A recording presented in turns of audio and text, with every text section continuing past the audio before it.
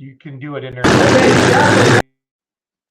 I've been having trouble with my internet all day, and it's supposedly fiber optic.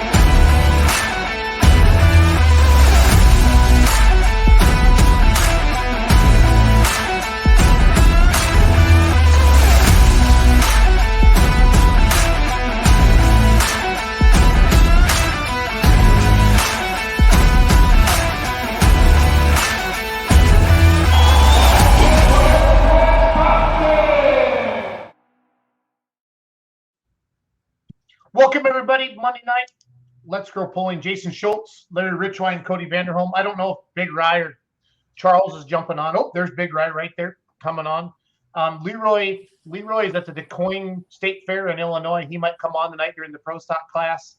And then Ryan Zoic might come on as well to talk about Midwest Winter Nationals a little bit. So don't have any guests lined up for tonight. We're going to kind of wing it. I got some Coltrane Energy hats. If you guys have some good trivia questions, Larry, I asked you, Ryan, if you got any good trivia questions, or Cody, we can do that and give away a couple Coltrane Energy hats. So is Jeff Hurt in England right now? Yes. Who's he hanging out with over there, guys? He and Kevin went over this weekend for a show in Doncaster or somewhere. I presume it has, they were going to be to support the guy who Kevin sold, what was the name of his tractor? Was it Heavy Metal or something? Controlled Chaos? Controlled Chaos, yeah. Controlled Chaos, yeah. Because that went across the pond, and I think that went to England. I think so.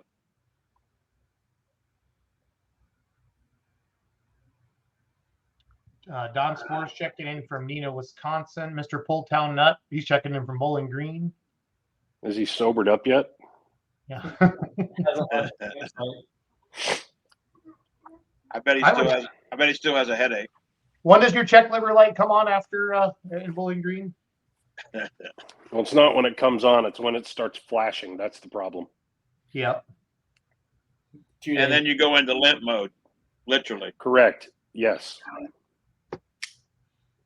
Larry, let's see here. Okay, White Schulte knows.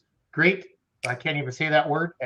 Eccleston, England, to support Peter Clark.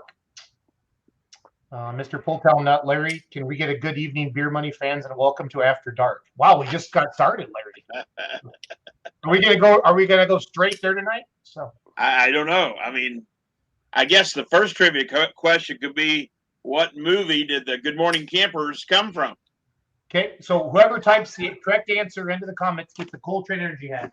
I got let's see here. Unless Ryan wants to claim one, or Cody, I got this one to give away. And I got a pink one, 2 pink ones, and then a patch one. Ryan or Cody, if you want one, claim one now. So nope, give them away there for the fans. Yep. That white hat would really look good on me in about 2 seconds. Not. But no, the very opening scene of a movie, I believe in the 80s, was Good Morning Campers. So what movie was that? Is it Heavyweights? No. Okay. That was Adam Wilson. Mr. Pulltown Nut says Porksy. No, it's not Porky's. Talking Porky's, yeah. Oh, he said, oops, bad spelling. So, yeah. That would be, oh God. No, anyway, no. It's not Porky's. Yeah, so tonight's gonna be just a fun question and answer. Ask your questions. We're gonna give some stuff away. I wrote some stuff down I want to talk about. Colin Ross not only can drive diesel super stocks well, he can drive pro stocks well. Madison, South Dakota has the best lights I've ever seen. Ryan and Cody would have been freaking geeking out with their little button pushing thing. It was awesome. Mark Ham was there taking photos. I've never 43 grand for those lights, Bruce, is what they said that cost. But it was the LED that you like or whatever, Ryan. Mm-hmm. Pretty neat. It was pretty neat to see all that. So meatballs, Robert Dimmitt. Yep, correct. Meatballs. Attaboy, Ralphie. So Robert, is that Ralphie? Mm-hmm. That's my antique guy, Ralphie. That's Ralphie, the antique guy. Okay, Ralphie, do you want to? Dear friend. He's a good dude. Ralphie, do you want a pink one? Do you want a white one? Do you want the black one with the hat or the patch there? Got a black one there, and type it in the comments, and then you don't have to give me your address over the air. What I want to know is, did he know that, or did he Google it like the rest of everybody else was? Oh, And there's this one, too. Ralphie's a pop culture fan. Hey, Okay. You have Ralphie's cell phone number, right, Bruce? So have him get his address from him and the hat, and I'll put it in the mail. Okay. Yep, that's fine. Thank you. Mark Ham's checking. Seriously, guys, this is going to be what's the word I'm looking for, guys? A free for all kind of a show. We're talking a cruise show. A what? A cruise show. A cruise show. A cruise show. I was at the Nebraska State Fair at 10:30 last night. I got home at 10 o'clock this morning. Ryan, I did not call you because I went through Des Moines at 4 a.m. and I didn't figure you'd appreciate that. I have a I question. would not have answered my phone. Larry?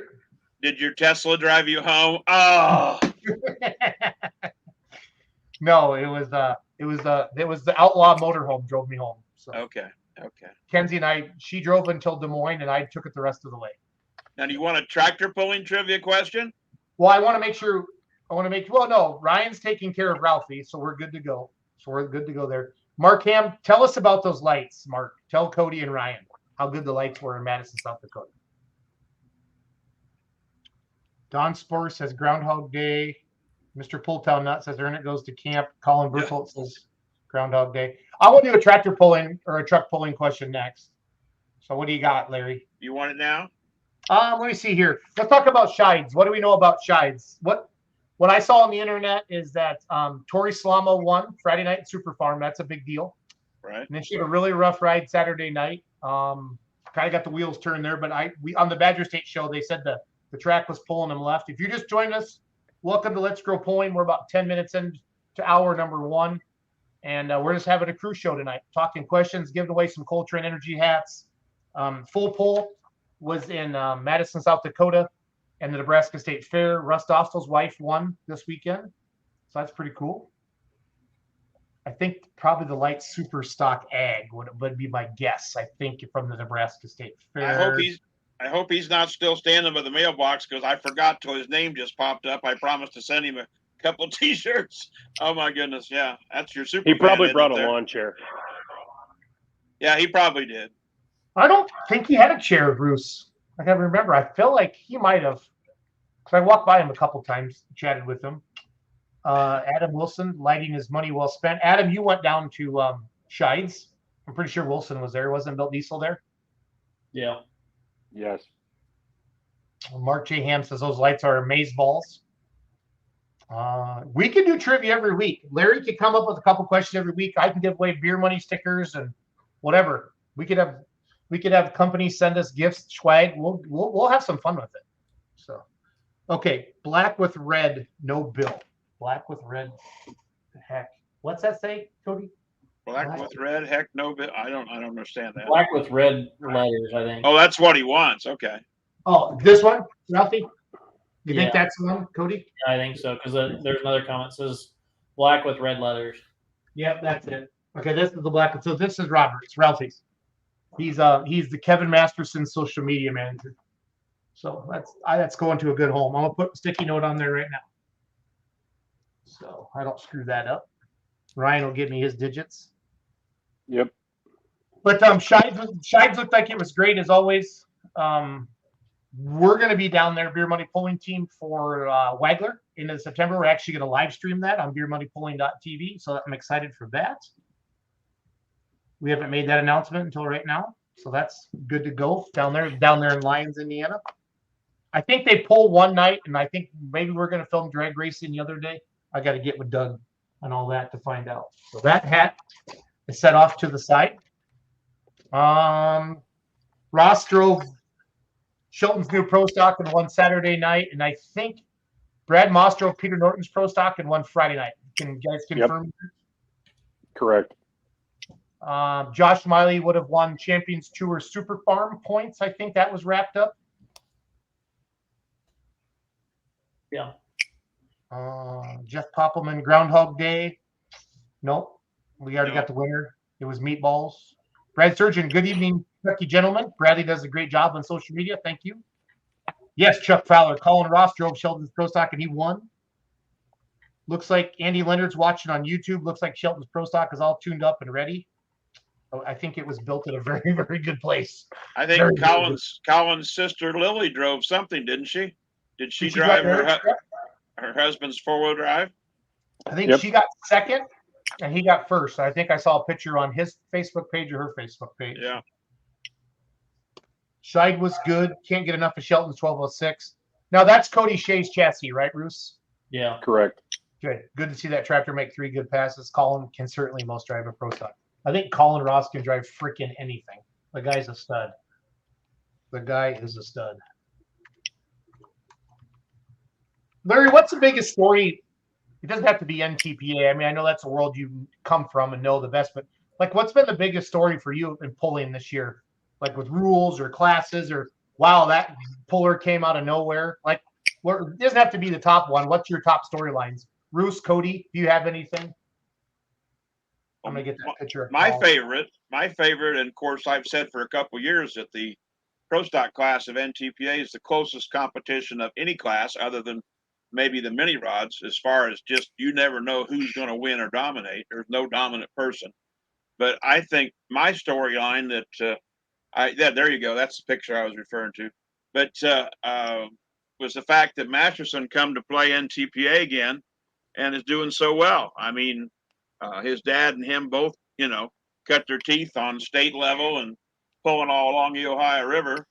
And between having like Wayne Sullivan and Don Masterson there, I mean, those were the 2 elders of the group, Yep. And the fact that Kevin come and played NTPA as much as he has, I think was impressive, and just goes to show that no matter what group you pull with, the Pro Stock class is a very, very competitive. The water is so deep, you got to swim pretty good to even stay in the top 5. When he rolled into Cola, that was crazy. Yeah. It was one of them deals that, like I say, to me, that was the big story.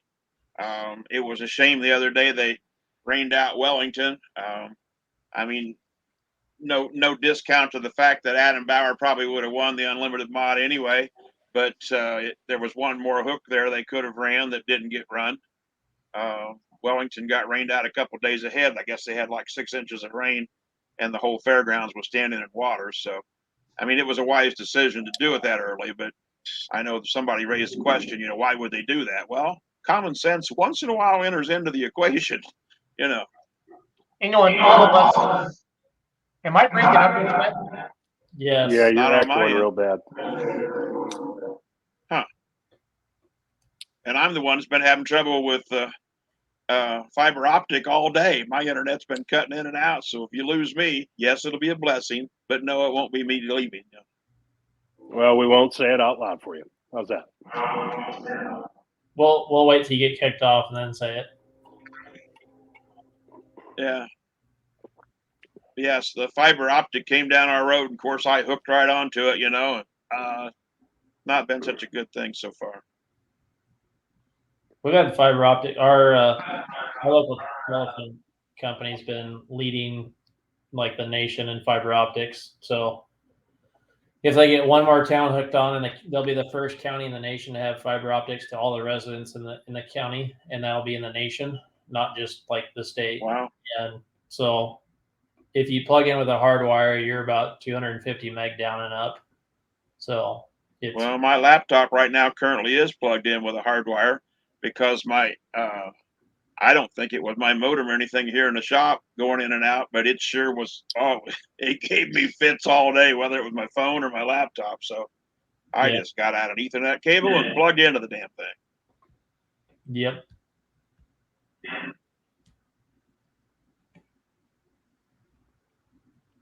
I've got a trivia question.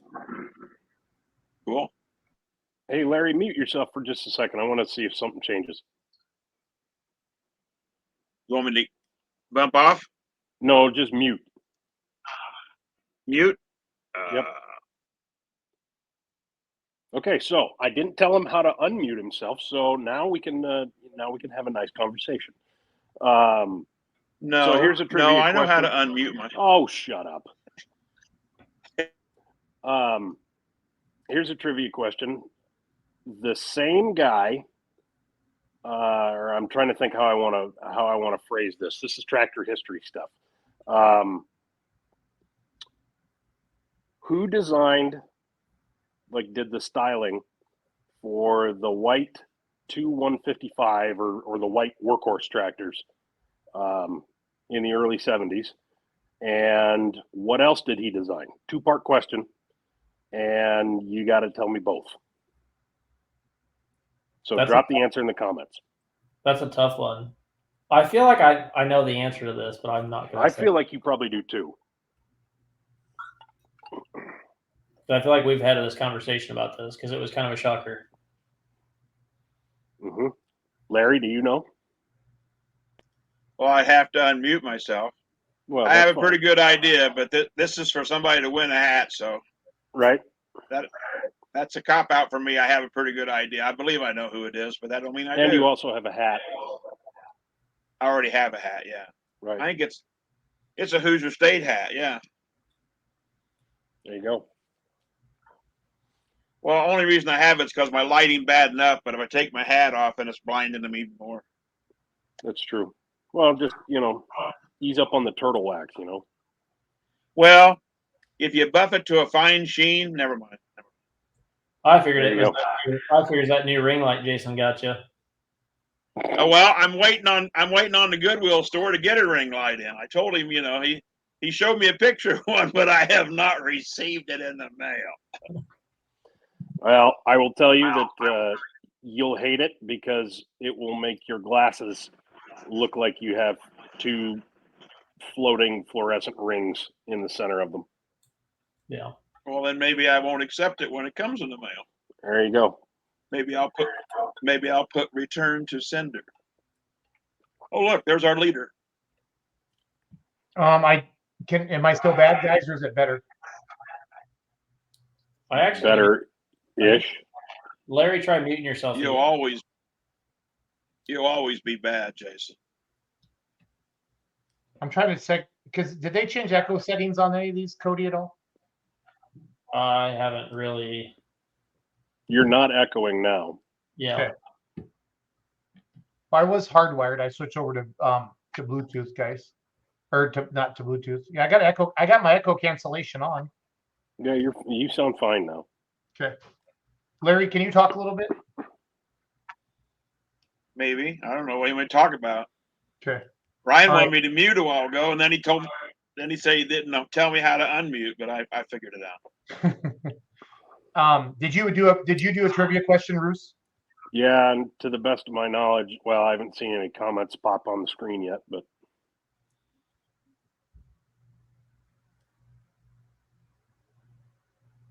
who's Shelby? I'm not sure. I'm catching up on comments, guys. I think Carol Shelby. I don't know. That's different. That's a different sport.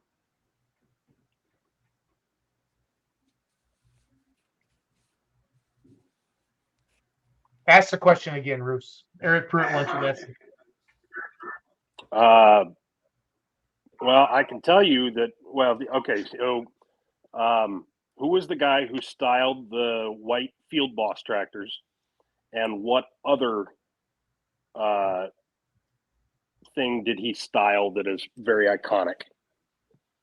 Actually, he styled two things that were pretty iconic.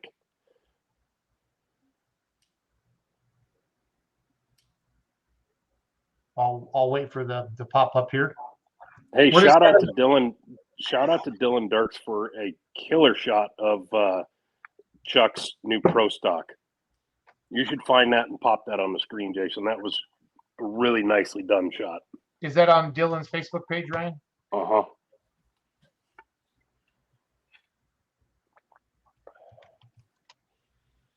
Again, we're just having a crew show tonight, everybody. It's Monday, it's August 28th. Asking questions, giving away Coltrane Energy hats. I could probably get something out of Chase too for football. If you guys need something, if we run out of hats, if we do a bunch of trivia. So let's see here. Dylan Dirks, right? And it was who's was it a truck or a tractor? What'd you say, bud? It's Chuck Holsworth's new green 8R Pro Stock. With the cool sun in the background, Mm-hmm. sitting pretty at the Half Century of Progress show. Yeah. Jerry's Weibauer says Connors. Ryan? No. Sorry, Jerry. The question was, because Colin just texted me and asked as well, who styled the white Field Boss line of tractors in the early 70s, and what else did he style? Larry, do you know? Not really. I've got a good idea, but no. Somebody's got part of it, but they haven't answered all the question yet. Amanda Stern says Larry Shenandoah. Shinoda. Sorry. Shenandoah. What else did he design? So the first part's right, is what you're saying, right? First part is correct. Andy Leonard says Don Nolan and an Oliver. Andy Leonard is wrong if he's trying to answer this particular. Andy Gerbaugh question. says Kutzen worked for GM, then Ford. Close. Mr. Pulltown Nut says, was it one of the Chamberlains from Ohio? Nope. Half that question has, there you go. So Wyatt Actually, Schulte. if you want to give away two hats, Sure. we could do one for the other answer. Wyatt gets one. Okay, and Amanda Stern. Well, somebody said If Amanda answers the other half of the question, what else did he style? Gotcha. So who gets a hat? As so far, everybody Wyatt? furiously goes typing up the Interesting Iron blog, because the answer is there because I wrote the article. But Wyatt is correct. So Wyatt text me. Everybody's Googling the heck out of it, right? Wyatt, I have Right. your address. I know where you live. Tell me which hat you want, Schulte. Got this one, camera 1, camera 2, camera 3, camera 4. That is a good looking Pro Stock. That is a beautiful Pro Stock. Cool shot. Cool shot. I'm getting Mustang a lot, Ryan. You got to be more specific than the Mustang. Wyatt says, I read the article. Bruce, give me the white one. Wyatt Schulte, you're getting the white one. Congratulations, Wyatt. Free hat from Coltrane Energy Drink. Well, at least they didn't say Lee Iacocca. No, Lee Iacocca actually got Larry Shinoda. Well, he didn't get him fired, but he quit after Lee Iacocca got Bunky Knudsen fired. They were quit they were like a month competitors later. in the design field, weren't they? Huh? Who? Lee Iacocca and him were competitors Lee on the design Iacocca just team, weren't they? no. Lee Iacocca just never saw eye to eye with Bunky Knudsen. He thought he was he thought he was kind of a jerk. Ryan, Andy Leonard's up next. He says 302 Boss Mustang. You're right. Boom. All right, Andy. He beat Troy. Some real good Googling. He beat Troy by about a second. Troy drives Kurt Paisley's truck. So Andy's watching on YouTube. Andy, just email me, jason@beermoneypullingteam.com. What hat you like and your address. Ryan, you're gonna give me Ralphie the Antique Guy's hat, right? Yeah, I'll get you his address. And then I know Schulte's, so it's all good there. What else? So we talked about Jeff Hurt being in England. We talked about Shides. We talked about Colin driving the wheels off the Pro Stock. Colin's watching. Colin, you want to come on and talk about what it's like to drive a Pro Stock versus a diesel super? I will send him the link right now. Colin knows what to do. He's been on the show before. What could go wrong? Nothing. Larry, when we had Larry, Talking about it feels safe. While we're on the Scheid comment, I'm pretty sure Maddie Graves got into the threes at Scheid. Did she? I saw a post. I thought it was the other guy. Oh, I took it as her, but no, I think it was Justin someone or other, maybe. Adam, fact check, since none of us were there, and they didn't have a live stream. There you go, Cordova.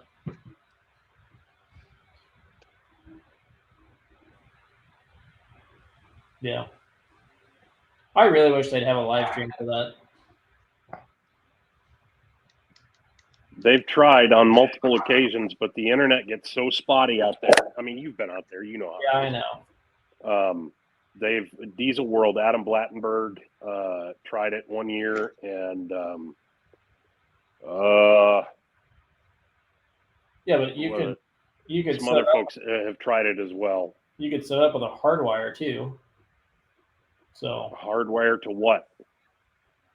Plug into the corn stalks?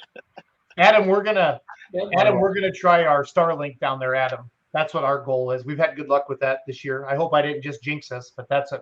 We've been using Starlink. Adam, I'm gonna bring Adam on the show. Adam, I'm gonna send you a link right now. I sent one to Colin Ross as well. Adam thinks Starlink. I hope it is, Adam, because that's what we've been using all summer. There's been a couple shady spots on the Outlaw circuit that have had internet in the past, and we were able to get a show out. So. Hi, I'm Anna McNaught. What? It's a pop-up deal. Oh, okay. On multi. I want to know what Adam's talking about. Star Kink. He typed fast. Spelling is important, buddy. Star Kink, is that owned by Pornhub or RedTube or what? Never mind. Oh, moving I'm on, sorry. Me and my big mouth. Oh, well, really? You said Star Kink. Yeah, Starlink. You know what I meant. But we've had good luck with that this year. I don't want to jinx it, but it's saved our butt at quite a few places for Outlaw TV. Cell service was horrible in Madison. I agree. It was hard to get stuff out, but the Starlink worked for us there. Scrappy hurt their turbo at Wisner.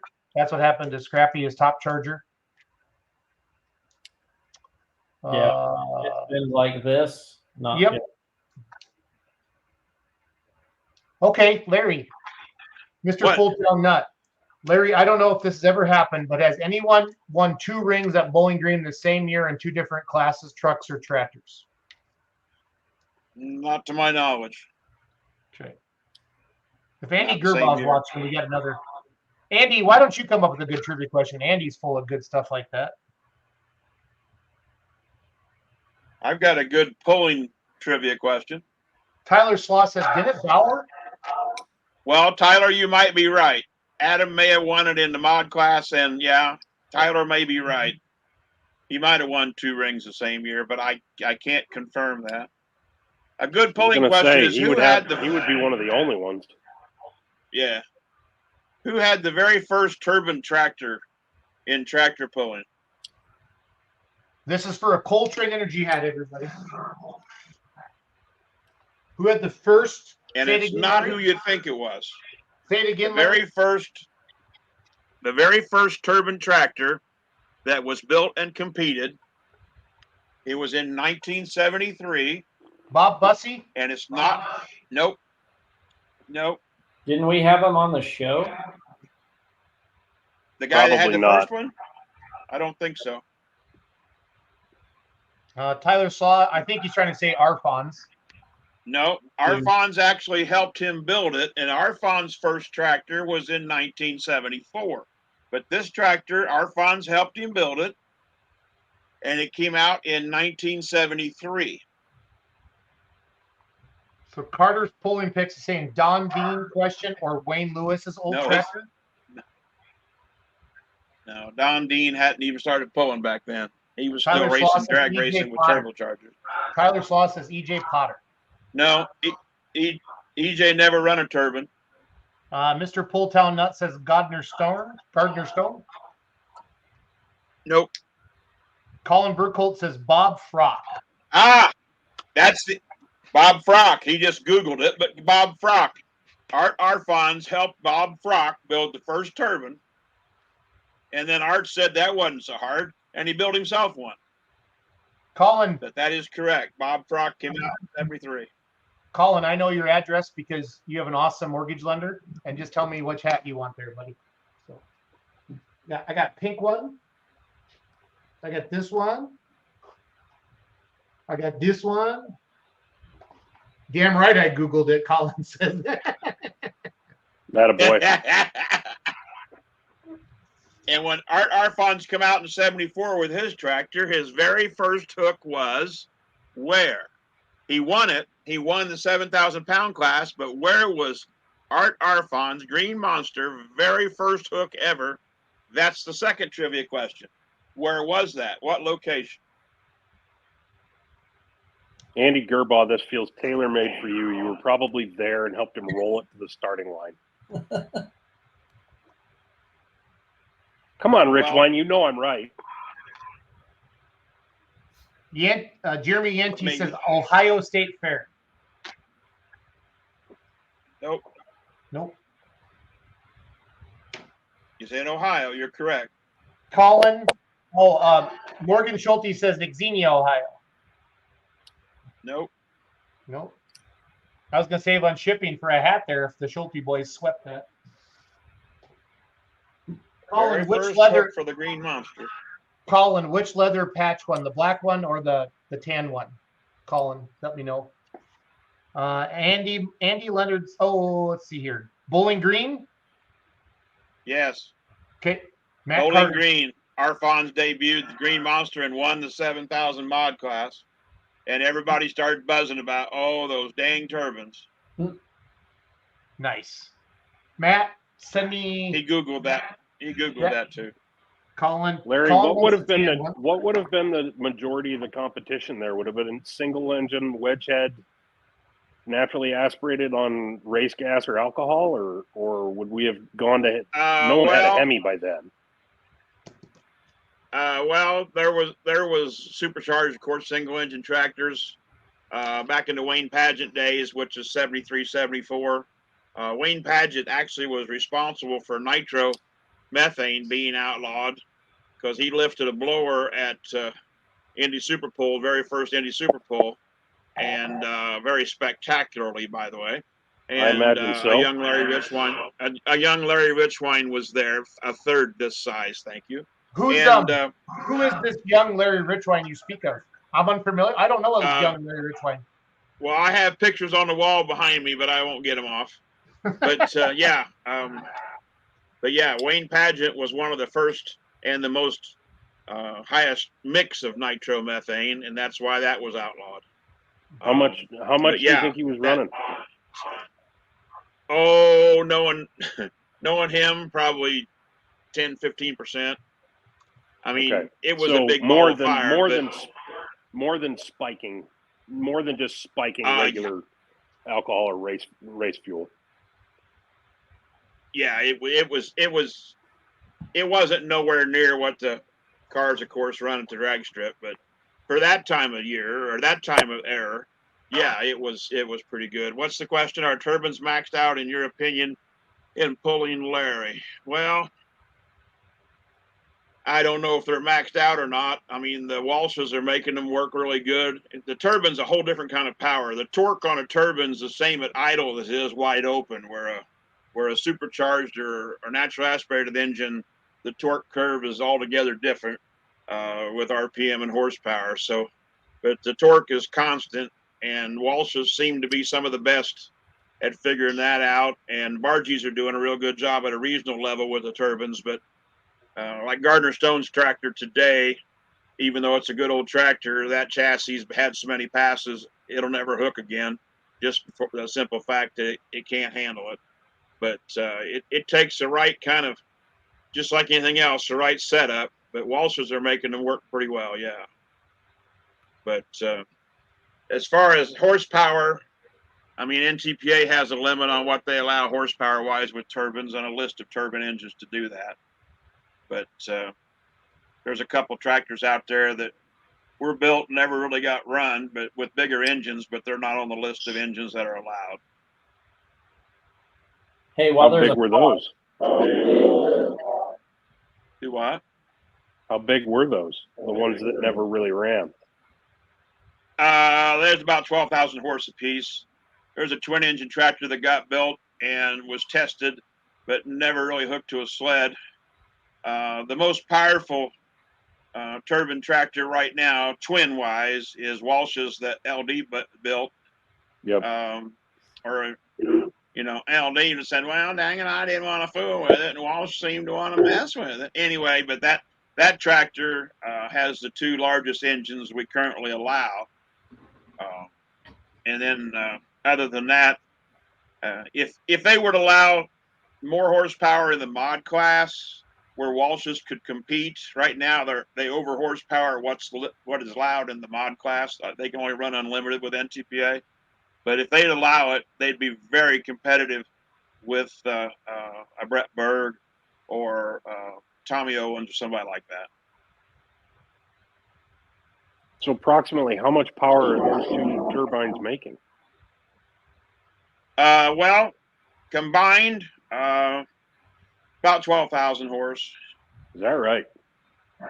Yeah. Yeah, we allow them to run at 110%. And those engines are both rated like 47, 4,800. The one's newer than the other one, so I think it's like 5,500. But I mean, if you go back, well, like the Bob Soyason's grandson's running one in Ohio. It's got 4 of them on there, and they're T53 Lycomings. But back when I had a T53 Lycoming in '81 on a tractor, it was an L1 series. It was still a T53, and then they made an L3 and an L5 and an L7 and an L11. And Don Dean's got an L13 on one side and an L11 on the other side, and then he's got a General Electric T64 in the middle. But the engine physically weighs the same from an L1 to an L13 or now 15s they're using, but horsepower about 60% more from a L1 to a L13. Oh, so there's a pretty massive power swing there then. Oh yeah, well what it is, they changed the compressor, added another stage of compression, but the engine physically weighs the same as an old L1. And the beauty of a turbine is they'll never quit running unless they actually throw a wheel out of them.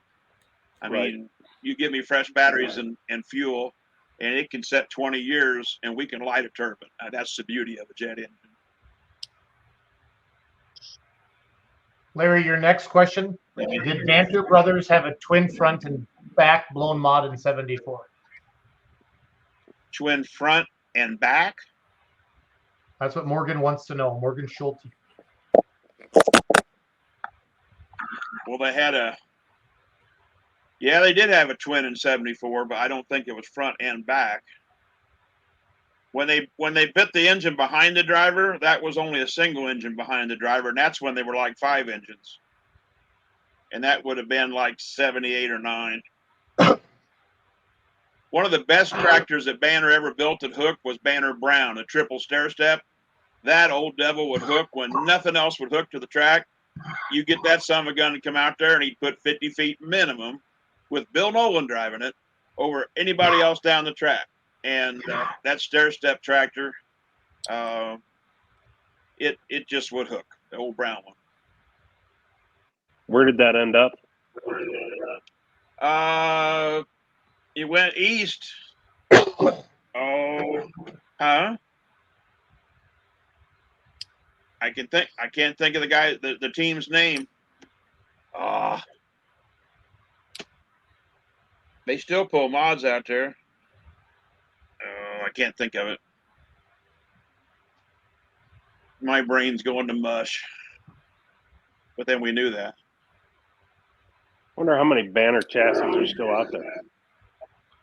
Oh, a bunch. I bet you a Yeah. bunch at a state, regional, and brush level. I bet there's a bunch of them out there. Is it Ferry When Brothers? When I went from, yes, Ferry Brothers, yes. That's where. Yeah, it went. Matt Durbin. There's a whole bunch of Ferry Brothers. Eric Pruitt. Yep. Matt Durbin. Yep. Andy Gerbaugh.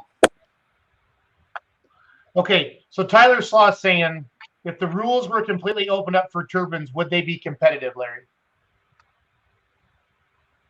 They could be, but once again, it's like a 4-wheel drive truck. You either got it right or you don't, and it's all in chassis setup. As far as having the power to turn the tires any speed, but I think that's why the 6-engine varieties got knocked back to 5. We finally overpowered what the weight class and the tires could hook to the ground. I mean, if they were opened up, I still don't think that it would take the right guy and the right side setup to make them run competitively. But yeah, it's the turbines, like I say, the torque curve is completely opposite of what it is on a reciprocating engine. Okay. Hey, did Adam Wilson accept that yet? Because he can't use the excuse he's at work now. So He has not seen it. He has not seen the message. I don't know if his internet sucks or not. So he's commenting.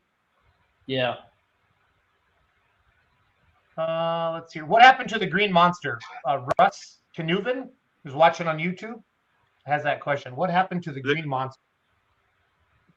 Well, Dave Snyder bought it, and turned it into the Legend. Yep. And Dave Snyder still owns it and the Space Invader tractor that he built. When my son Robert come home from the Air Force, I called Dave Snyder and tried to buy the Legend because Art was a dear friend, and he would always call Robert, my son, that little red-headed kid, because he was so tickled when we built him a jet-powered Cub Cadet. And so I tried to buy the Legend for that little red-headed kid in Art's honor, and Bob wanted to have it. But Dave Snyder, they're still setting, both of them are still setting in the semi-trailer from the last time they ran it, the Space Invader and the Legend. I guess they did unload the Gator finally, but he unhooked from the trailer and it's setting there. And I called him and he said, you got to buy it all, trailer and everything in it, or I won't sell it. Did he give a price? Oh, yeah. Yeah. And at the time, it wasn't that bad, but he wanted to sell it all or not at all. So I didn't buy it. But it was worth the money if a guy wanted to own 2 turbine tractors, but I didn't need 2 turbine tractors. I wanted one, and half of it was sentimental value. Yep. Was the Space Invader also a mod frame, or was that the one that had John Deere 8400 sheet metal on it? No, it was a mod chassis. It was a truck variant. Okay. Yeah. Yeah. Whatever happened to that, speaking of Dave, whatever happened to that John Deere 8400 sheet metal turbine? Remember that one? I have. Oh, that was, what's his name in Ohio? Actually had a rotary engine for a pony motor. Started it. Oh, I want to say Kraus. Is that right?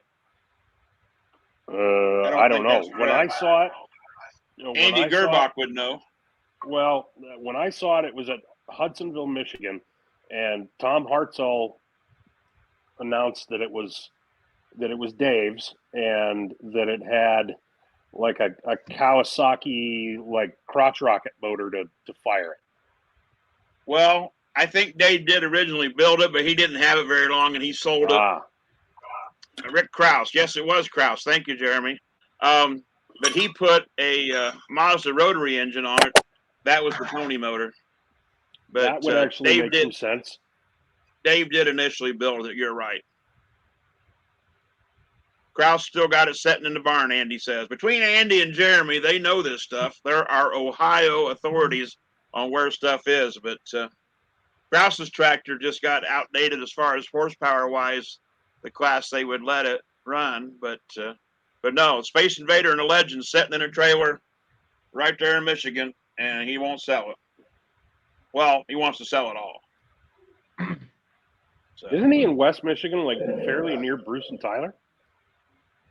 yeah, I think Zealand or somewhere? Is it Hudsonville? I think it's Hudsonville, isn't it? That area? Well, I'm sure it's that area. Well, he didn't live too far from the Borelsons because when he quit pulling, he was running an excavator contracted to Borelsons cleaning fence rows before Borelsons got in all the financial trouble. Oh, He was working for like 6 months cleaning fence rows and making fields bigger and stuff. Right up the road from Zealand. Yep. Tyler would know that.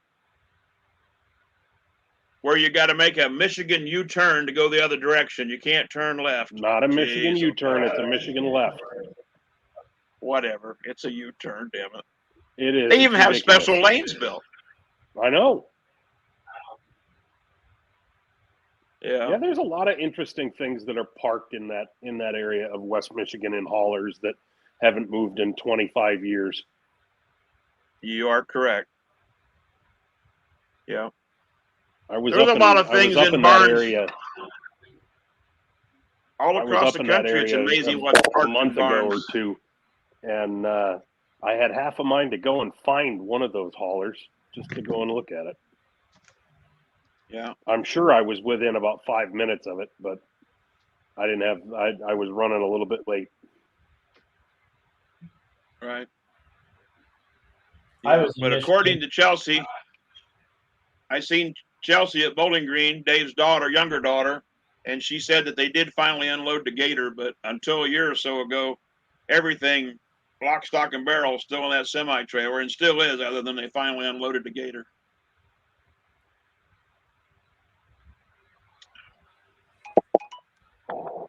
That would be an interesting question, Larry. You want to weigh in on that? Where's the screaming demon? I have no idea where it's at. I really don't. Sorry. Any ideas, guys? I'm told it's in either Iowa or Missouri, but I've been told that for a couple of years, and that it's a father and son that bought it, and they have intentions on bringing it back out and running outlaw diesel superclass with it. But they have not made much progress in said endeavors. Looks like Jerry said they should let Unlimiteds run nitro at 10%. Fun fact, nobody knows, about 15 years ago, I suggested, back when I was still on the WPI board, that we have a nitro, 10% nitro two-wheel drive class and only allow like 6 or 8 of them and have a cackle fest, just like they do at the drag strip. LD said he'd build one. If it needed to be built, he'd build 2. And, of course, LD always did like a two-wheel drive class. But if we had a class, or NTPA had a class of nitro, 10% nitro two-wheel drives, and at night, the fire coming out of the pipes and stuff, wouldn't that be awesome? I mean, but I suggested that, and it got a little bit of support, but there was 4 or 5 guys that said they would build one if we allowed it, but it never came to fruition. Tyler, why did I know that you would come in with that comment almost immediately? Yeah, I like that comment. I will second that one. In other news, water is wet.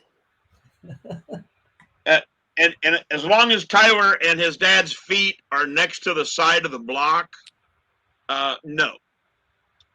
It don't need to be nitro. But I mean, we've already got so much power now. We can't hook them to the ground. They're doing cartwheels and barrel rolls. And did you see that NASCAR wreck the other day? My God, that was bad. Yeah, that looked nasty. Oh, but it came a long way from when Dale hit the wall. Of course, when Dale hit the wall, he didn't even have his harness hooked up. Nobody knew that. But when they didn't take him out of there in a helicopter, they took him out in an ambulance. I told my son Robert, and we happened to be watching that day, that man's already dead, or they would have took him out in a helicopter. Yep. I was watching Even that. though the I Daytona remember Hospital was watching right that down the day street. too. Yep. I mean, I'm not a big NASCAR fan, but we happened to be watching it, Robert and I. And when he hit that wall and they took all that time, yeah, I said he's already gone. So I had somebody a buddy asked at the work question, who why was don't working Pulling for NASCAR at that race, and the stories he could tell, he still remembers it very vividly. Well, and just a few laps before he hit the wall, he was leaning out the window, flipping somebody off. I mean, you know. Well, that's what you do when you do it to Dale. Yeah.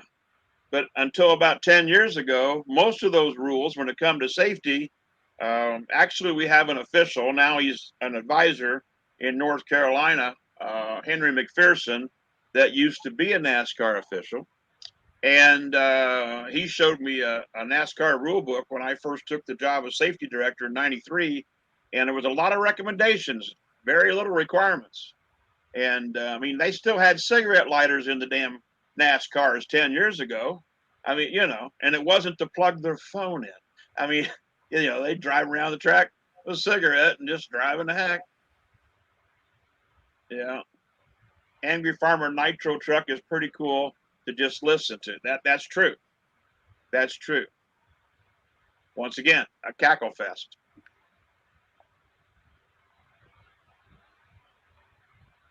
Yeah, that would be, I'm not going to lie, that Jason would go? be pretty cool in a two-wheel drive. You know, just Oh, bring yeah. 6 or 8 of them out on the track and Yeah. It'd be awesome. It really, really would. now would that be would that fuel even at 10%, would that be stable enough to make competitive passes? Oh yeah. Yeah. That Would it? if it's tuned right, yeah, they could actually make them live and do it. Yeah. I mean you couldn't tune it Ken Vini style, but just like Ken Vini at Bowling Green didn't come back the second day because he said we no longer work on them in the dirt.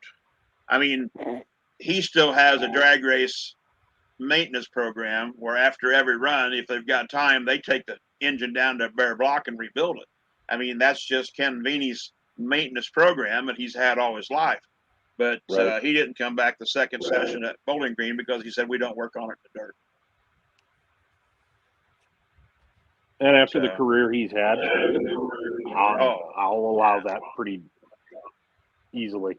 Yes, that Ken man's wants to, done if more Ken than wants to go and make a killer pass on Friday night and then just be content to he and Rona just sit and watch. Are you going to argue with him? I'm not. No. That's like I might Esden argue with Lane. whoever Nobody's gets to sit ever next to him. Esden Lane. You've never seen Esden Lane work on the tractor out of the trailer.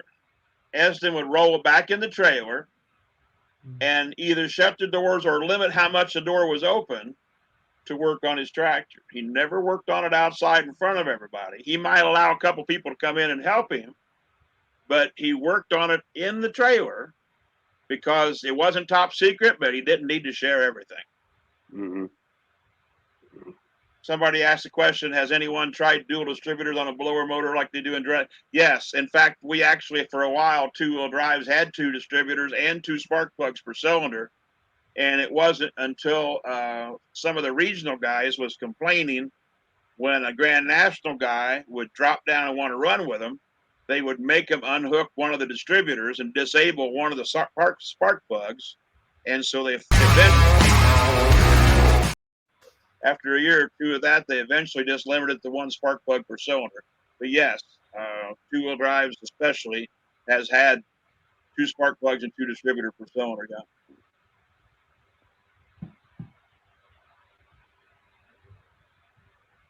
That's a good question.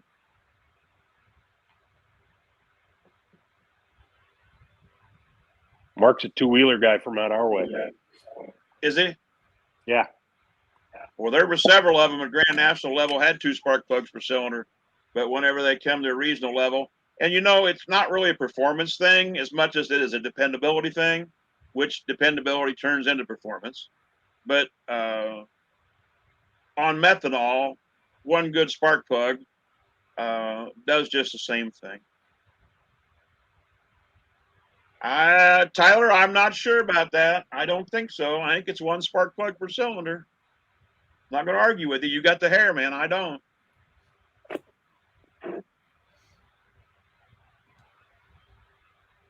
If Tyler was a few years older and I was a few years younger, Tyler and I could hang out. I guarantee you.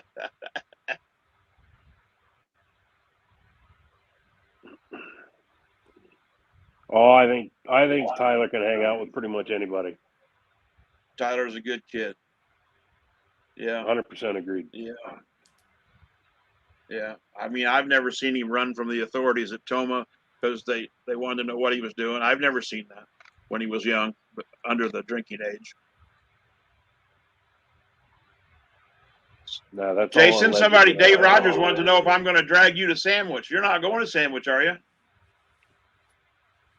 Jason's muted. God, there is a God.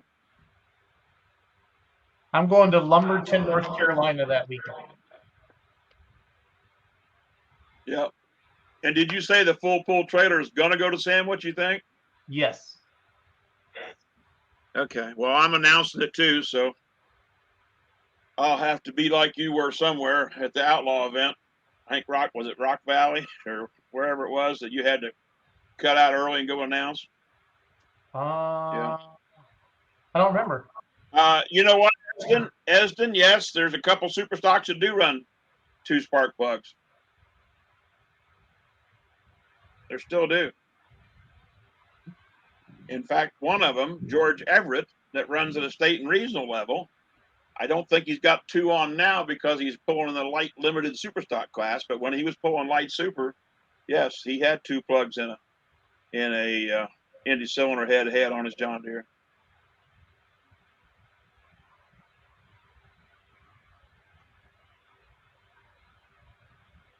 Larry, what do you think that was the most competitive time period in history for tractor pulling and truck and tractor pulling as a general sport?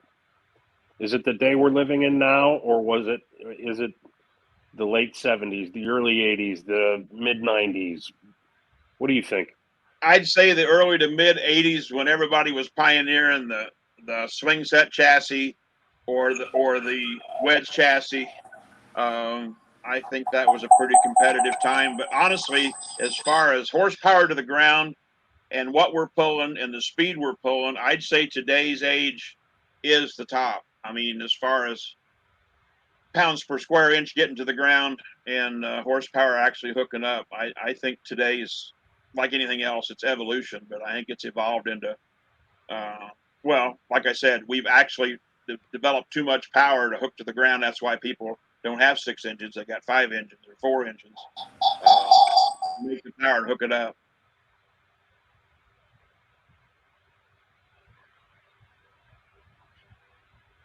You ever think Jason, that we could see that, we could get back to that where somebody, we strengthen driveline or we strengthen hard parts enough to get the power to the ground where somebody gets ballsy and bolts on a 6th motor again? Well, the limiting factor to get power to the ground is the weight class. And that's why we no longer have a 9 and a 10 or a 12,000 pound mod class or unlimited class. The weight, not only a limiting factor on engines, but also how much can get to the ground. I mean, back when I had 2 Rodaks, I pulled 5, 7, 9 mod. And in the state of Indiana, I was very competitive in the 5 and 7, but I think I pulled 9 mod 2 different seasons, and I think I only lost 2 events with a John Deere log skidder rear end and 2 Rodaks in front of it in the 9 mod. Every other time, that tractor just loved the 9 mod, and it would hook and go. I mean, it was the most fun ride. in my mind, I was riding the same as Banner's Brown Triple, and probably that's the way it felt hooked up. I mean, you could just feel it in your seat, hook and go. I mean, it was awesome passes in the 9 mod. But the limiting factor is the weight, and of course today's tires are. We were dealing with lugs, 3/4 of an inch tall back then in the 80s, but now Right. they're 1/4 inch tall now. But the So limiting factor is the weight.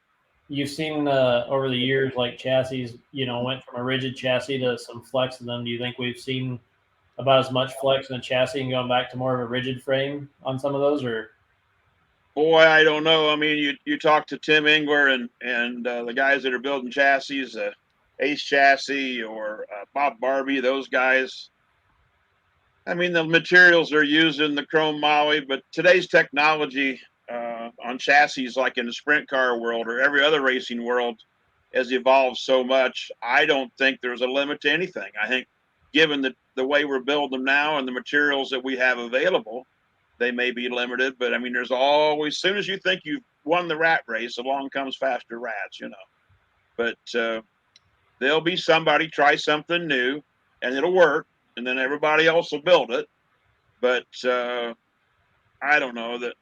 To me, when Tim Engler, I still call him Timmy. Him and I grew up together. He's a year or two older than me, and we grew up pulling against each other. But when he started building the tube chassis and making them work, everybody with a wedge chassis, which was a Banner style chassis at the time, they had to step their game up. They had to make a lot more flex in them so they could move.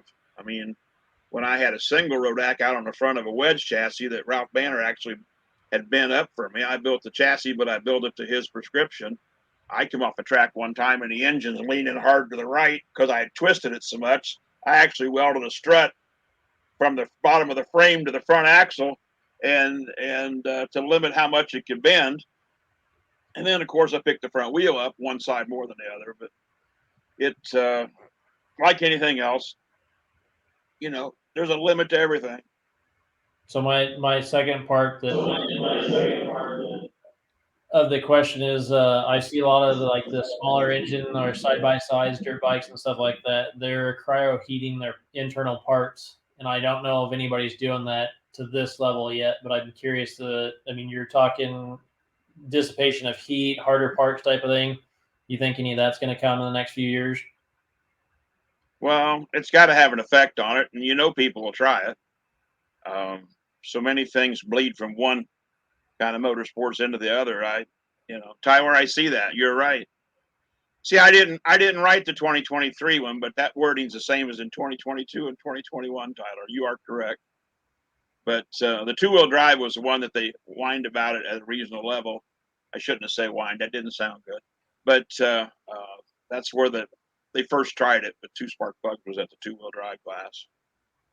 But Tyler's on his game. But Tyler, you'll never get 10% nitro and be legal, okay?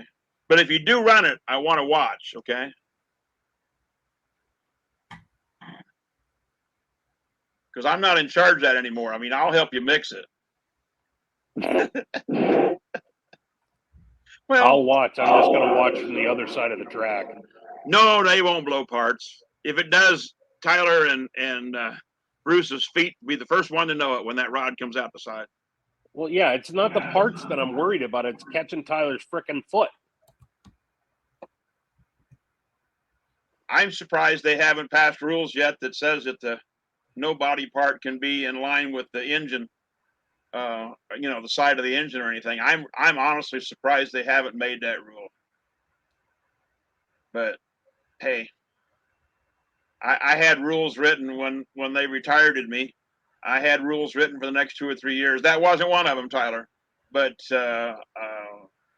it needed to be. But I had rules written in my brain that I'll probably never share until somebody gets hurt.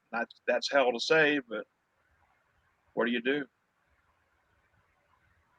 Anyway, I had a very good run, guys. Very good run. I see you're playing the video of what's his name, Nitro Kenny? Yeah.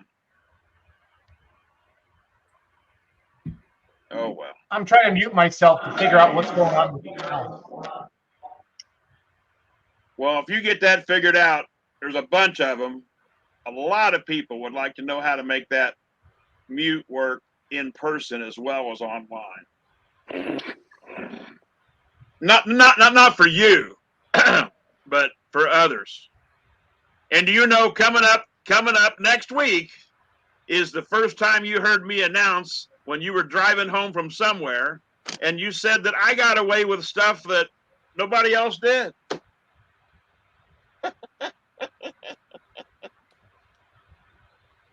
Oh, well.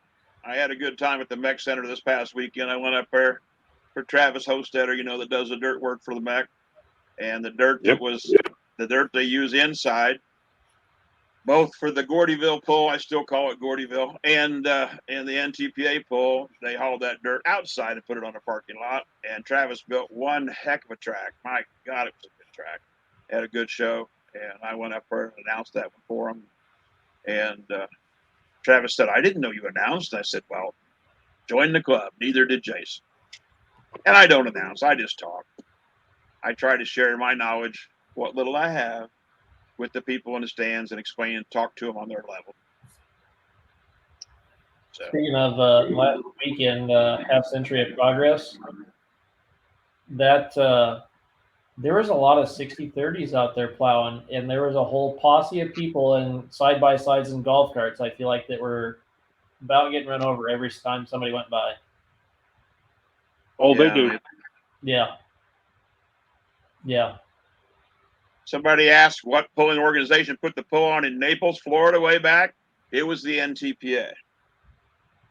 Because I was down there. Yep. In fact, that was where I debuted the Coroplast track markers. When I got the job, they were still built out of 1/4-inch plywood that took a pickup truck to haul them to the track. And I built the fold-up track markers that everybody's copied now. And very first event we used them was in Naples. We actually pulled right through the Sippy hole where they do their swamp buggy races. And Rich Lustig, that's how long ago it was. Jordan wasn't old enough to drive yet. Rich Lustig drove right over one of them. He goes, I'm sorry I messed up your new marker. I said, no big deal. I said, that's what they're made for. And I unfolded it back up and bent the rod straight, put it back in the ground. He goes, that's pretty cool. I said, well, if it had been a plywood, you would have had plywood in your oil pan and it would have been shattered. But yeah, that's where I debuted that new style track marker. Yeah. When ATPA was around, Mike Chastain called me. He goes, hey, where do you get those? I'd like to order some of those for ATPA. And I said, well, they're made at a little one-man shop in Brownsburg, Indiana. And I doubt if the guy will build them for you. It was me. I said, but they're 32 inches tall, 11 inches at the top square, and 22 at the bottom, and you can copy them. Oh, okay. Thanks, Larry. But I mean, a lot of little things nobody knows about who builds what or where they get stuff. What do I remember about Kennel? I don't know that I remember anything about it, Russell. I'm sorry.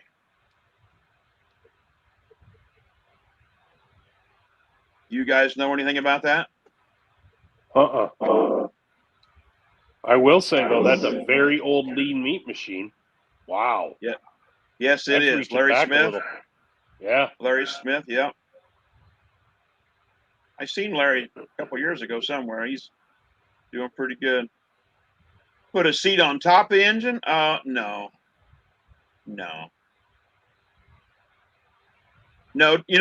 Jeremy wants to know if Dolly Parton will be at Sandwich. I have it on good authority. She's not coming this year to Sandwich. That joke is over 40 years old, and I'm still surprised people request it.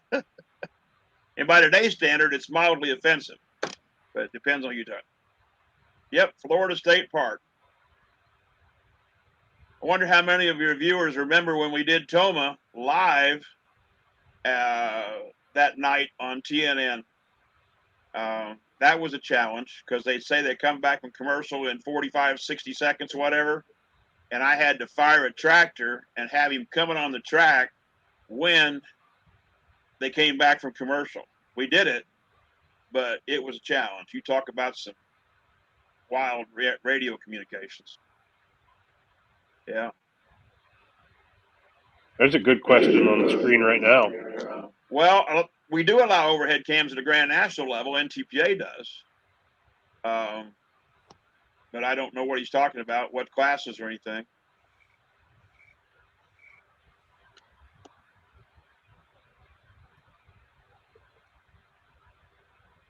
Foreplay, that's still a metal body, I think. Yep. Army Armstrong. He's not well. If he's still alive, he's been pretty sick. I do know. I talked to him probably 2 years ago. He lives in the Owensboro area. He's a fine man. Yep. Army's a good guy. Jason, you're looking awful intently at whatever you're looking at. Oh, yeah, we won't. Yeah, we'll just thumbs up. Yeah. Is that video of the Sippy hole? Is that Naples? Yeah, it's Florida Motorsports Park. Okay, yeah, that's it. Yep. One of my best memories of that event, somebody had a little dog, little foo-foo dog, like you'd stick a stick up its butt and dust your ceiling fan with. Anyway, they were out there and they go, boy, I hope the dog don't run in the swamp. And whoever it was, local guy said, oh, don't worry. The gators will get him if you turn him out at night. He won't come back from going to pee. The gators will get him out of the swamp. And whoever that was says, well, he's not going out to pee after dark. Yeah. You still have that dog, Larry? No. That dog's name was Oliver. Everything I got now is either German. Well, they're all German Shepherds except one. And it's a Belgian Malinois. And his name is Wreck, like I'm going to wreck my car. And he's bucking real hard to come to an event with me. But every time I think he's learned how to stay on the golf cart and ride, he jumps off. So, but got a couple German Shepherds that we really like to come to the poll too, and a couple of them that would be very very good. Who's that guy? Oh my God, that's 2/3 the size I am now. Wow. I actually had somebody a couple years ago say, "Did you ever flag or pull?" I went, "Yeah."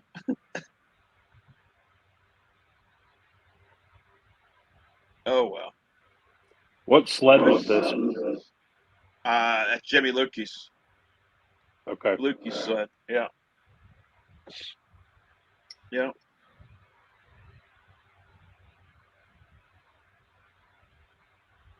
Big Copenhagen school days.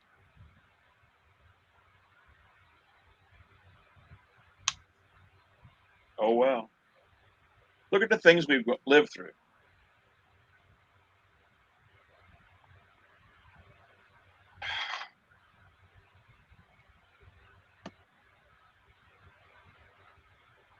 $19.95.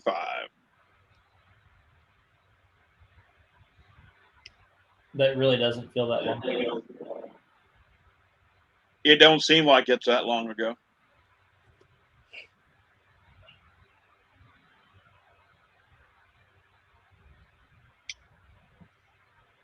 Why not overhead cams and aircraft motors? Well,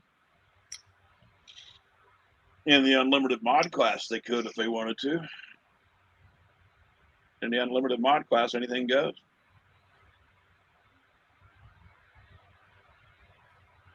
Carter's is asking about why Jeff Hurt right there. He's over there with the Control Chaos tractor, right? Yep. It went to Europe.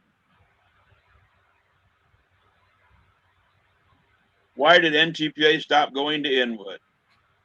Well, you want the politically correct answer or the real answer? The real answer. Well, the guy that ran it has since passed away, and he was the pass puller.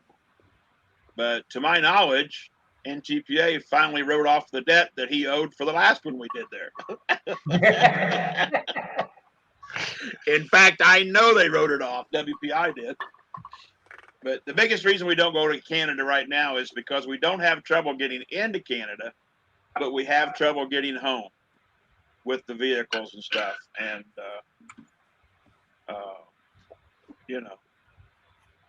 Lindsay said Control Chaos is in the garage at home, but isn't one of them that got sold to Europe? Lindsay would know. She would.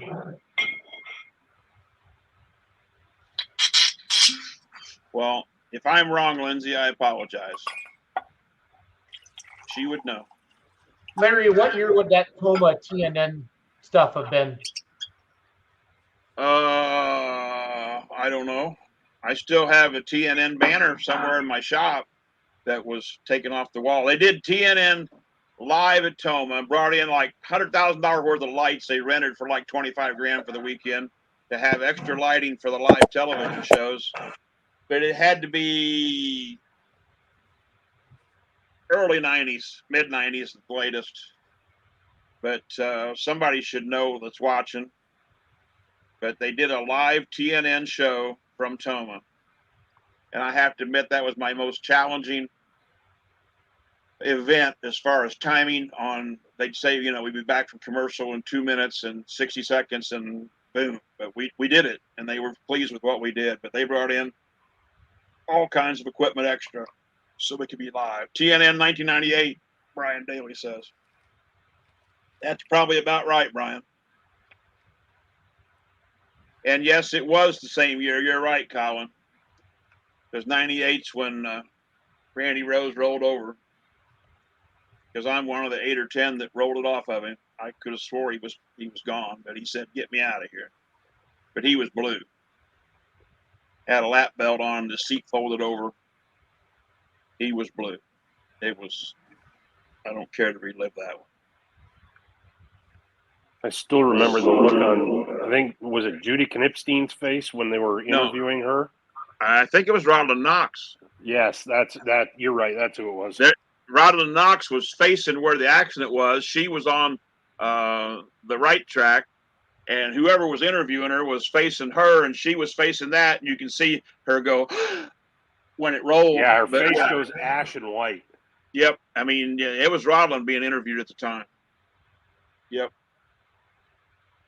And luckily, they didn't pan over there and show it on the television show.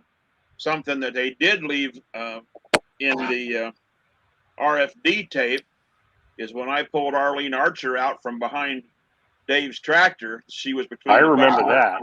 And she was between the buckboard and the tire, and they left that on the television show. And I asked, "My God, why would you leave that in there?"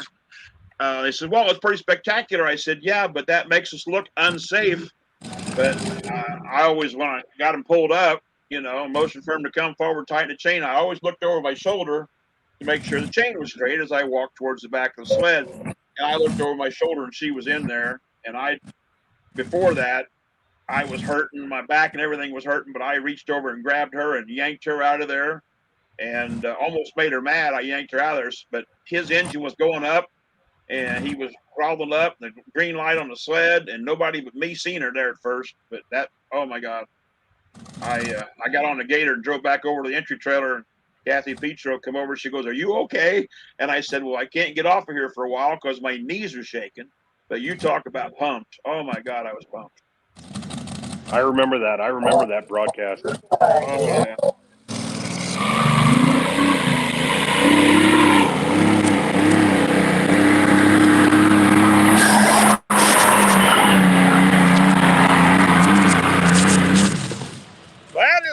That is our current points leader, the Top Gun, Kurt Meisenheimer. This event is number 27, number 28 on our polling season. They have won 14 of the 28 events. I believe he is going to be taking the lead here tonight. We are live right now on Beer Money on the Let's Grill Polling Monday night show. We hopped in and hijacked him here real quick. That Beer Money guy gets around, don't he? Sure does.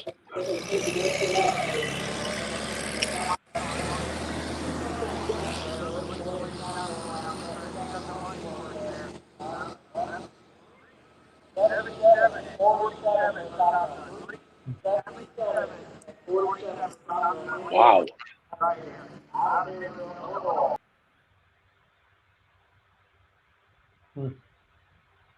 Well, and there was your teaser for the night, folks. Glad you enjoyed it. Got to hear a little bit of Allison Love. We enjoy that. Mm-hmm.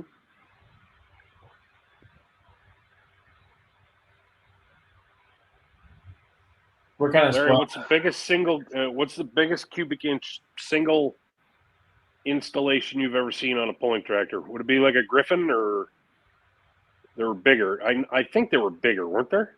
Griffins were bigger than Allison's. Allison's were 1710, but Griffins are 2240. Yeah, that'd be a Bollinger question. They would know. I honestly don't know. As far as a V8, like 950, naturally aspirated, some four-wheel drives are running 900 cube motors. Not with us, but other organizations. Oh, good. The spammers have arrived. Now it's a party. Yeah. Mark, you have a fan. Her name is Jeff. Yeah, her name her name is Jeff, but she's got Susie Plumbing, I bet, or wants to have. Oh, I love it. But I guarantee you, she drinks Bud Light. What size is the Packer? I don't know off the top of my head. That's another Google question. Dang it! Is that Darren Roach's tractor? I was just going to say Ella. Yeah, I don't remember what that thing cranks out though. Mike Steffen, what was double ugly engine cubes, Larry? It was 2 1710s. EJ bought a bunch of those engines, semi-load of them out west, and he had bought a whole lot of them and couldn't get them all in the semi-trailer, so he wound up uncrating them and throwing them on. I mean, they were all in Cosmoline. I've seen them all in a building once. And in that lot of Allisons he bought, there were 2 W engines. And the first W that he put in, the double ugly, I mean, they're side by side like a V, only they're V12 and V12. And there were 2 engines of it that were W's, and one of them was in the museum up here in Indianapolis, Allison Engine Museum, up here on 10th Street, right not too far from me, just real close to the Indy 500 track. And he blew up the first one, and he called Allison's and said, "I need to switch the engines." And so he brought down the blowed up one. You couldn't tell it was blowed up. It was just static display anyway. So he switched it for the other one and went back and run it for quite a while until he quit running and started running stair step instead of W's. But yeah, the W engine was kind of an experimental model, twin Allisons, but they're 1710 stock each. My father-in-law actually worked on them in Alaska in the Army Air Corps, World War II. I first married Linda 45 years ago. God, she lost a bet a long time ago. Anyway, he discovered what I did, and he went, "That's dangerous." And I went, "Yeah, but your daughter will have life insurance if I get killed." Anyway, but yeah. And then when I went to the gas turbine, he calculated how fast the blades would be coming out the intake, heading for me if it ever surged and reversed, which they hardly ever do. But I said, "Well, I won't have time to worry about it, will I?" He went, "Oh, no." He was in Allison engine tests later at Allison turbine tests, but he was actually on the V12. In fact, he gave me overhaul manuals and operation manuals that thick. He went to the library and printed them off at Allison's for the 1710 V12s. He was quite a man. He was a very smart man. Was Dusty Rhodes there in Toma for TNN? I see that, and honestly, Jeremy, I don't know if he was or not. Maybe somebody else does. I was so preoccupied with trying to come back from commercial and have a tractor idling onto the track ready to hook. It was still a 2-track event, but we come back from commercial, they wanted to go boom, boom, like, should be for live TV. So I honestly don't remember who announced it. Whatever came of your urban mini rod, Larry? Mike Steffen wants to know. Sold the engine back to Don Dean, and Randy Petro actually bought the chassis. It was a Boltman TRB chassis, and Randy Petro bought it and put an engine on it. He called it a engine stand, and he ran it for a while, mini rod, wadded it all up at New Hampton, Iowa. Had a heck of a ride and just twisted the heck out of the chassis at New Hampton. But the engine came from Don Dean, and I sold it back to Don when Bob went into the Air Force. Yep. Yeah, this is one of the scariest days of my life.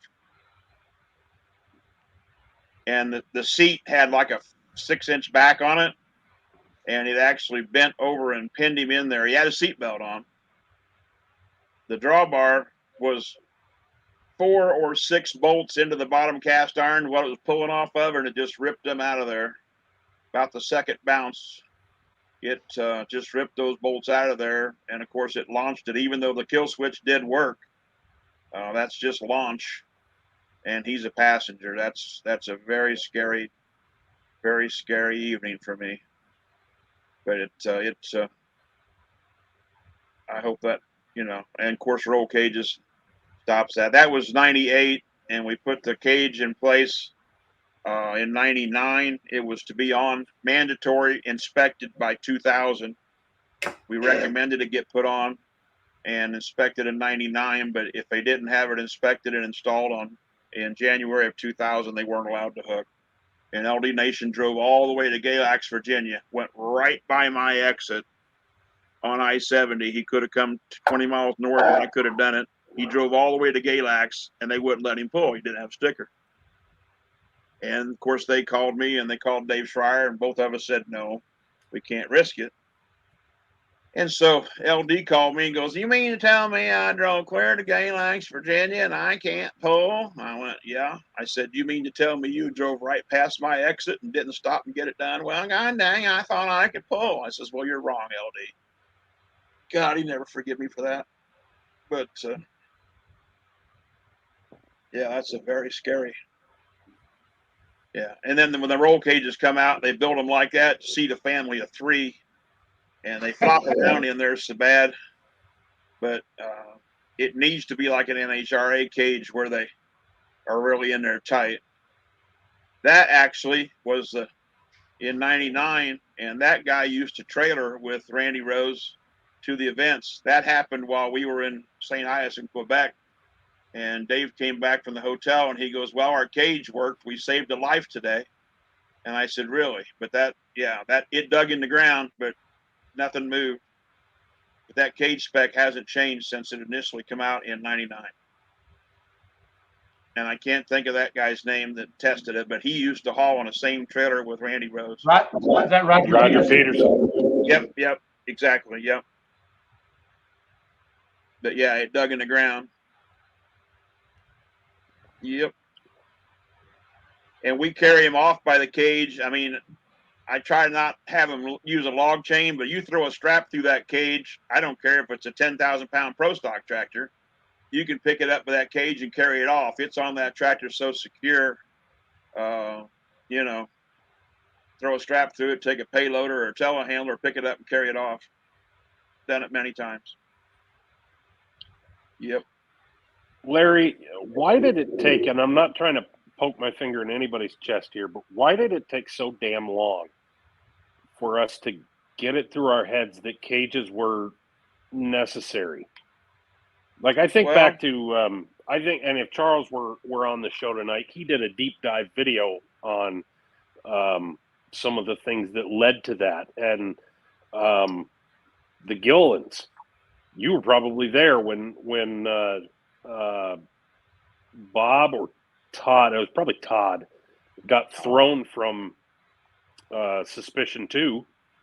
Right. Why did it take so long after that? Well, humans don't like change, and if tractor pullers will spend $10,000 on a new injection pump that Hypermax says will work, but they don't want to spend $2 or $3 grand to save their life. And I actually built a cage and had it like a hand truck on wheels and went to different state organizations and showed them. I mean, it's not that restrictive. And I had a seat in it and a harness in it, and I'd rolled in a room and explained this in 98 and 99. And, well, several states left the union of NTPA over the fact that we were going to require a cage. My God, you're not going to make me put a cage on. And of course, my answer was, well, tell your wife and your children that you don't want to live then. But no, there was several states, and I won't name them because most of them have come back to NTPA, but there's still 2 or 3 that haven't. But they left over the simple fact that we were going to require cages and have it inspected, or they weren't going to be allowed to hook. And it's just a dang shame. But like I say, they'll not only buy a $10,000 injection pump, and that's a long time ago, but they'll put it on, make one pass, and it'll break, and then they'll get the old pump out of the semi, put it back on, and keep running while he pays Hypermax or somebody to build it again. And I mean, Jason knows he's about to learn all that when he goes from what he had to his new whoop-ass doodah super stock extraordinaire. But anyway, you can quote me on that, Jason. It's a whoop-ass doodah tractor. But no, serious. Am I wrong? I mean, but they'll spend, if they think, and everybody thinks I hate super farms. I don't. But if Ryan Salenbean said, we can make 20 more horse by doing this one little thing, they wouldn't ask what it costs. They'd want to make 20 more horse. But those same people were very reluctant to put on something that was safety. I mean, they're going now to have a certified, approved current bell housing in 24 for NTPA. I don't necessarily agree with all of that. I understand it, but it's the same principle as the cage was. My argument against that is there's not a shelf life on a bell housing unless it's had an explosion in it. I mean, steel, titanium don't go bad bolted to the back of an engine unless it has an explosion in it. But nevertheless, I'm pretty proud of the fact that I'm the guy that they called son of a gun, and F you, Larry, and FNTPA. And as they came back one at a time and I inspected the cages, I never said a word. But I have to admit, inside I was going, didn't you say F you a couple years ago? But I'd always shake their hand and say, glad to have you back. I mean, now, if I get to an event and they're running farm stock, supposedly blowing smoke 100 foot in the air, and they don't have cages on, scares the hell out of me, guys. I mean, the hell out of me. Scary son of a gun. I mean, but no, the roll cage, when I'm gone and dead, I'd like to be the son of a bitch that made him put a cage on. We can get that done. You can arrange that, yeah. You want to write on your headstone, Larry, or no. No. There's a lot more. Can we put Larry it in the funeral program? Well, it can be mentioned in the presentation. make the video? The celebration of life. That son of a bitch. For the son of a bitch that made roll cages mandatory. Yeah, but I would roll it in. I had 2 wheels on it like a hand truck, and I would roll it in, set in it, while people were criticizing it, NTPA, and me. And then I'd say, well, boys, I'm just trying to show you it's not that big a deal. Yep. But I don't know. Was that the main argument against it? Was it makes it too restrictive? They said they couldn't get out it fast enough, or they'd be pinned in there. I mean, it's technically a driver containment device, a lot like the IndyCar has the capsule that the driver's in. Yep. Same principle. And but they already had a fire suit. They'd already put on a full face helmet, and all we did different was enclose them and put a 5-point harness. And to me, and I understand they didn't want to change their tractors. And like, well, our trailer ain't tall enough. Some guys cut a hole in the trailer. There's a couple cages out there that are real short, and but it's very, very, very dangerous without one, and now everybody's starting to realize that. I mean, I see brush clubs that have nothing to do with NTPA or PPL or anybody else, and they've got cages on. I mean, I look at them casually, and some of them aren't maybe braced like they should be, but they'll still work. The cage is so overbuilt when we first did that, SFI flew an engineer from Kissimmee, Florida, is where he lived. He's since passed, and flew him in Indianapolis. And in my shop, right outside this door of the office, we had one of every division. We had a 2-wheel drive, we had a 4-wheel drive, we had a super stock tractor, we had a mini rod, we had a mod tractor, all here in my shop. And this engineer flew into Indy and was going to try to help design this roll cage. And he measured center of gravity and whatever. And then we took the tallest person in the room, which was Doug Theobald, and set him in the tallest seat of any of the vehicles, which was George Everett's super stock, where the seat was about level with the top of the John Deere fenders. Whew, you talk about, and the guy's measuring from the top of Doug's head to the ground, to the center of the axle, trying to figure center of gravity. And oh my God, I'm thinking, why did Doug show? I mean, but it was their 2-wheeler at the time. And make a long story short, the first edition of the cage that he proposed was 4-inch tube. You could have rolled a D8 cat and it would have held it. But Steve Zimmer, which was quite a metallurgist, and he's still very involved with NASOA and stuff. He worked for Dave Archer at the time. And between him and Dale Kwame, which is a engineer that was always Caterpillar equipment, engines and stuff, warranty rep for Ziegler, those two and I sat in a motel room after we'd had all these proposals and came up with what the spec actually stayed and is. But in fact, some of the attachment drawings are still, if you get a copy of it, are still on Ziegler graph paper where Dale drew them up. But I caught a lot of hell over that cage, but I honestly think we've saved a lot of lives because of it. Absolutely.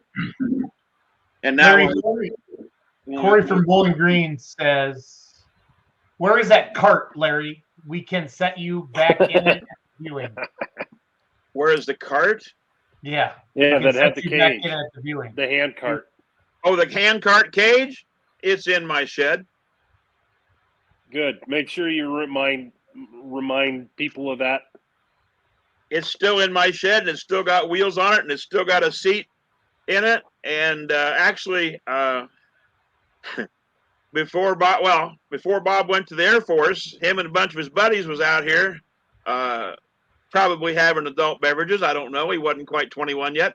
And in my shop, and I remember seeing the cage laying on its side the next morning when I come out here to go to work.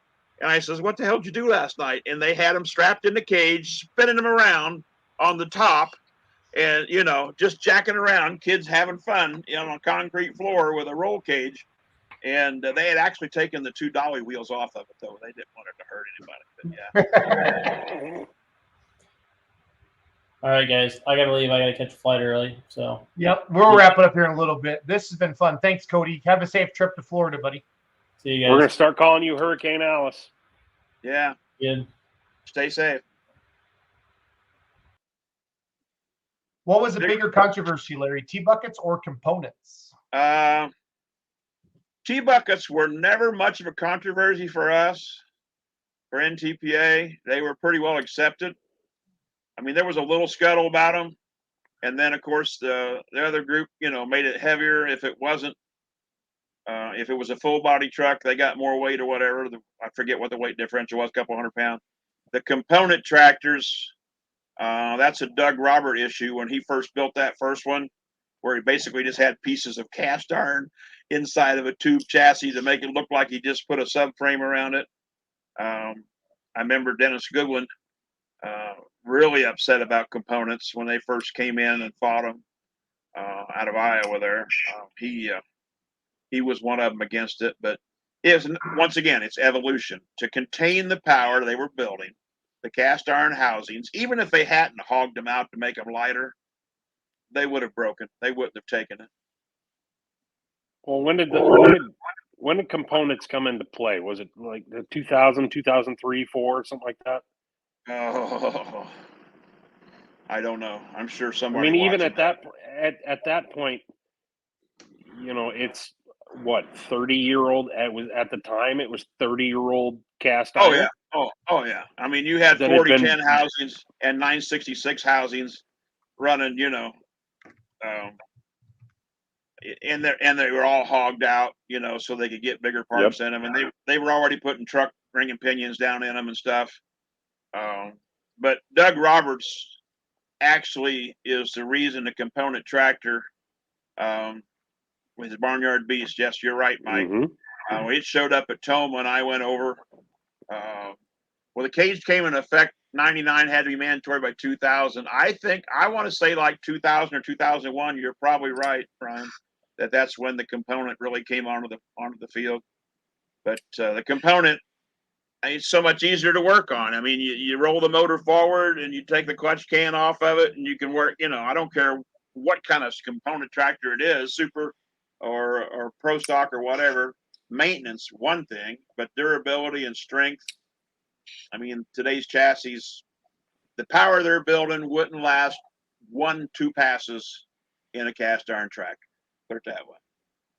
Even if it wasn't hogged out. And I mean, they always allowed them, like on the Olivers, take that tub out, and build a subframe. Yeah. Of course, Connors took the dowel pins out of it, elongated the holes, so the motor could actually twist in the chassis. It had a subframe on the side of it, the tub taken out of it, but they took the dowel pins out, elongated the holes, and the engine was actually torquing in the chassis. And not everybody knew that, but if you looked at it close, it was pretty apparent. But if you watched it go down the track, you knew what it was doing. But yeah, they were some of the first ones to get away with that. So the component is really evolution and safety. That hand crank, that story would be a prime Make-A-Wish auction item, Larry. Oh, well, I'm pretty sure it's beat up, scratched up. It would need blasted in a coat of paint. But yeah, I still have it. Nice. And it would make a nice Make-A-Wish. Only to somebody like one of us that really knows or wants to know the history of the cage. Yep. Neat. Yeah. Well, I want to wrap buy it and turn it into a barber's chair for Jamie Lynn to do haircuts after guys like Justin and Esden donate their hair or their beards. That was awesome. Or That me. was awesome. Or yeah. I'd do it again if I ever get there. Yeah, heck yeah. I know you would. You're a good dude like that. It's all good. Well, guys, I'm tired. I want to go to bed. Larry, where are we going to see you next? I'll be in Sandwich, Illinois. I'm announcing Thursday and Saturday. Saturday's 2 sessions. Thursday's 1 session. Larry, what do they do on Friday? Friday night, they have entertainment in the infield. They bring in a portable stage, and it's been that way forever. We tried to talk them into years ago having 2 nights in a row. Oh, no. Thursday night is truck night at the Sandwich Fair, and they pull trucks, mostly regionals, and a couple Grand National classes. And then Friday night is the live music entertainment. I mean, they've had like Old Dominion and a couple of the other big name people. I don't even know who's there this year. I'm sure it's a pretty good big name. Okay. They bring in portable bleachers, and the whole infield is Festival Center. Okay. And Saturday we have a noon show and a 6:30 show. Saturday's a challenge because we'll crown a Grand National Mod champion, Diesel Super champion, I think a Pro Stock champion, all on Saturday. And it's even harder for them guys to win that points title if it's close, because they have to run noon and 6:30. They got to make that son of a gun live twice in one day. And it's quite a show, and they put on a really good show. That's awesome. But I've been announcing about 20 years, and like I say, if the full pull trailer's there, I'll go over and help over there a little bit, and then I'll have to leave a few minutes early and go do my announcing duty. But it's a great show, the Sandwich Fair. It's independently owned by 5 families, that fair. It's not a county fair. It's the DeKalb County Fair, and they have 4-H people bring in their displays and stuff. But it's actually a privately owned fair. That's neat. I know they have huge crowds there. That's for sure. Oh, it's unbelievable. So that's where I'll be. Bruce, where are we going to see you next, sir? I don't know yet. Halfway decent chance that you'll see me at the Gearhead Nationals in Diagonal, Iowa on Sunday. Okay. Nice. So it depends on the weather. Yep. Depends if the brisket cooperates or not. Doing a Cool. brisket on Saturday. If there's no wind, you'll be able to hear the top fuelers run at the U.S. Nationals at my house. I'm 8 miles from Raceway Park. You are? Okay. Yeah. Ken, I imagine they'll probably make your kitchen windows rattle, wouldn't they? No. But the top No? fuelers, no. Like I say, there has to be no wind because I'm west of the track, but wind's always out of the west. But it's Vini and a bunch of them have parked in my driveway in front of the Linda's Horse Barn. There's several 30 amp breaker outlets just for that purpose. But yeah, we've had some pretty good people, pretty good names. They know they can come park in the driveway or whatever. But I may not be here, but they can go to the track. Yep. So, Interesting. Larry- Miles always says, Miles Krieger lives I think he's like 10 or 12 miles from Boyd Performance. right. And he told me once that there were nights in the fall when they were dynoing motors and in the spring where it would rattle his kitchen windows. Yeah. At night when they fired the motors and started turning them loose on the dyno. Well, he works for Steve Boyd, don't he? Yeah. Yep. Oh well. Awesome. But yeah. Larry, thank you for all the knowledge tonight. It's so great having you on the show. We appreciate you taking some time to do this with us on Monday nights. So Well, I enjoy it, and I am shy, and I want to apologize for that. Right. And it's awesome. I haven't received the ring light that you were going to send me, but I did check with Goodwill today, and they don't have one yet. I got it right here, Larry. Well, that's all fine and good. Ryan says I won't care for it once I get it. It's right here, Larry. Oh, that's makeup mirror. I don't wear makeup anymore. Okay. Ever since that false eyelash incident I had a couple of years ago, I just don't use a makeup light anymore. Oh, I love it. I love it.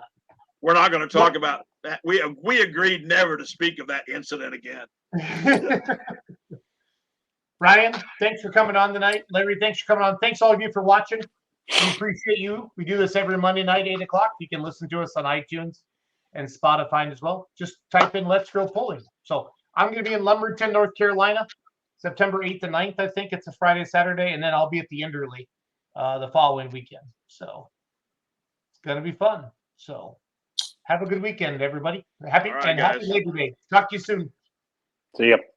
Bye. See ya.